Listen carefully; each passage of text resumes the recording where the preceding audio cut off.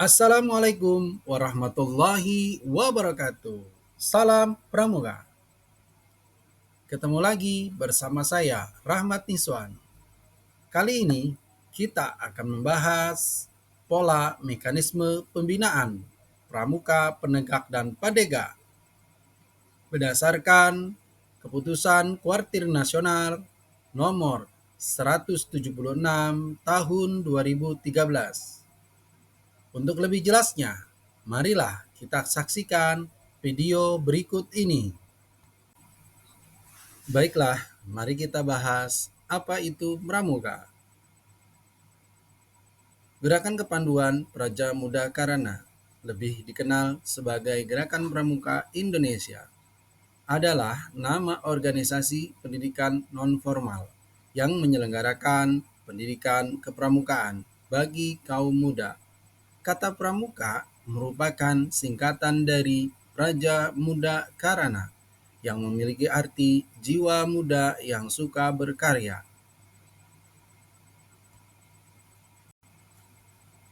Dalam pendidikan kepramukaan ada beberapa golongan. Nah, saat ini kita akan membahas apa itu penegak.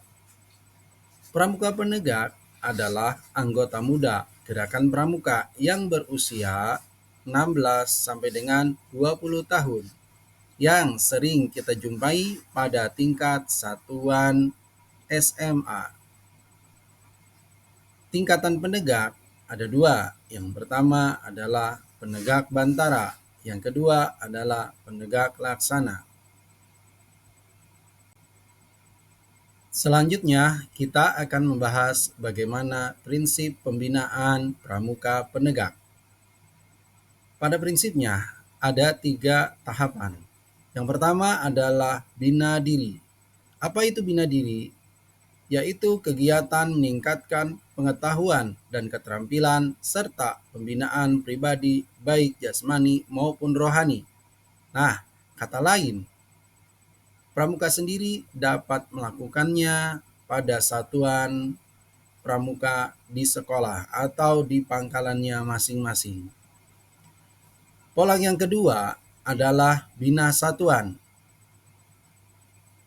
Mempersiapkan diri menjadi instruktur dalam keterampilan kepramukaan tertentu pada perindukan siaga dan pasukan penggalang. Dengan kata lain, pada posisi ini seorang pramuka penegak harus bisa menerapkan ilmu yang ia miliki. Yang ketiga, yaitu bina masyarakat.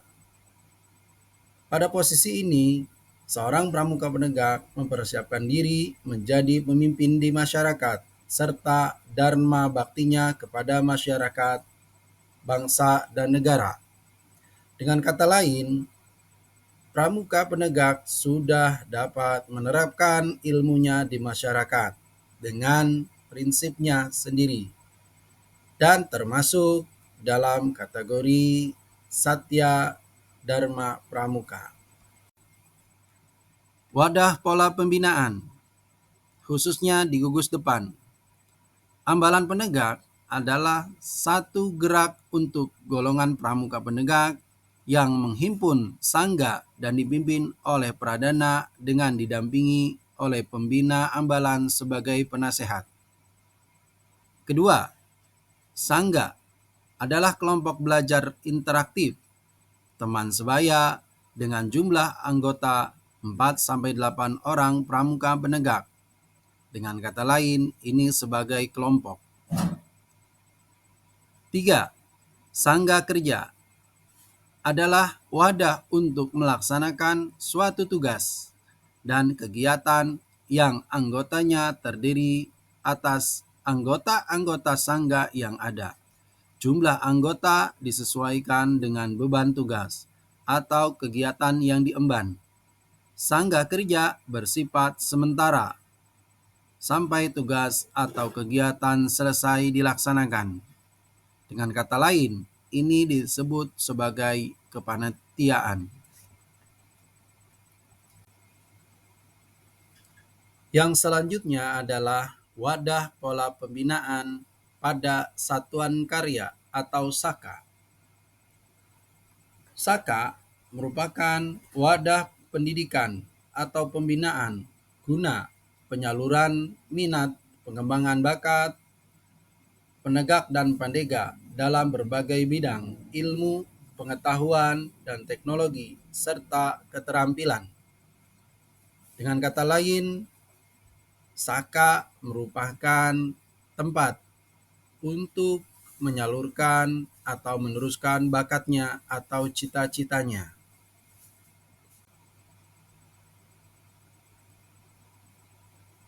Wadah pola pembinaan selanjutnya yaitu Dewan Kerja. Dewan Kerja Pramuka Penegak dan Pandega adalah wadah pembinaan dan pengembangan kaderisasi kepemimpinan di tingkat kuartir, bersifat kolektif kolegial, yang merupakan bagian integral dari kuartir, berkedudukan sebagai badan kelengkapan kuartir yang diberi kewenangan dan kepercayaan untuk mengelola kegiatan pramuka, penegak, dan pandega. Nah, perlu kita ketahui, pada setiap tingkatan kuartir pasti ada dewan kerjanya. Dimulai dari kuartir ranting dengan sebutan Dewan Kerja Ranting atau DKR dengan warna dasar yaitu coklat. Selanjutnya pada Dewan Kerja Cabang atau kuartir cabang yaitu DKC dengan warna dasar hijau. Pada tingkat kuartir daerah disebut Dewan Kerja Daerah atau DKD. Dan pada tingkat nasional atau kuartir nasional disebut Dewan Kerja Nasional atau DKN dengan warna dasar kuning. Nah, itu merupakan bagian pola pembinaan atau wadah pembinaan pramuka penegak pandega untuk lebih mengenal dunia luar sehingga dapat berbakti kepada masyarakat. Materi pembinaan. Materi pembinaan meliputi seluruh aspek kehidupan yang mencakup ranah pembinaan spiritual, emosional, sosial, intelektual, dan fisik melalui pencapaian syarat-syarat kecakapan umum atau SKU, syarat-syarat kecakapan khusus atau SKK, dan syarat pramuka Garuda. Perlu teman-teman ketahui, pada tahapan ini merupakan bagian terpenting untuk melanjutkan pendidikan kita pada jenjang yang lebih tinggi atau perguruan tinggi. Nah, saat ini sudah ada hampir 10 universitas yang membuka seleksi pendidikan melalui gerakan pramuka atau prestasi pramuka. Yang lebih tepatnya, bagi teman-teman yang sudah atau pernah menjadi pradana atau dewan kerja pada ranting, cabang, daerah maupun nasional, atau sekalipun sudah menjadi pramuka Garuda. Nah, mana saja sih yang sudah membuka peluang itu? Yang pertama adalah IPB, Unair, Universitas Hasanuddin, UNES, Universitas Sunan Gunung Jati, Unila, Universitas 11 Maret, Universitas Syiah Kuala, dan UNJ. Mekanisme pembinaan pramuka penegak. Tamu ambalan. Tamu ambalan adalah seorang pramuka penggalang yang karena usianya ia dipindahkan dari pasukan penggalang ke ambalan penegak, atau pemuda yang berusia 16 sampai dengan 20 tahun yang belum pernah menjadi anggota gerakan pramuka. Tamu ambalan beradaptasi paling lama 3 bulan, kemudian menjadi calon penegak. Calon penegak sendiri ialah tamu ambalan yang dengan sukarela menyatakan dirinya sanggup mentaati peraturan dan adat ambalan dan diterima oleh semua anggota ambalan menjadi anggota ambalan tersebut. Selanjutnya kita akan membahas prinsip kegiatan pramuka penegak.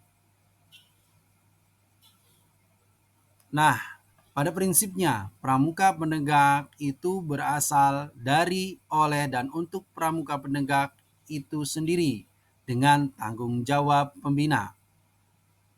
Berkarakter dinamis, progresif, menantang, dan bermanfaat bagi diri dan masyarakat lingkungan yang berorientasi kepada 5 ranah pengembangan diri: spiritual, emosional, sosial, intelektual, dan fisik.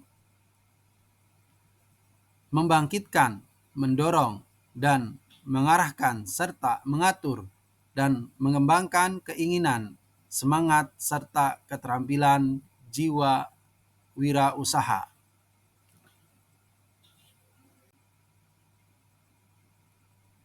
Metode kegiatan pramuka penegak.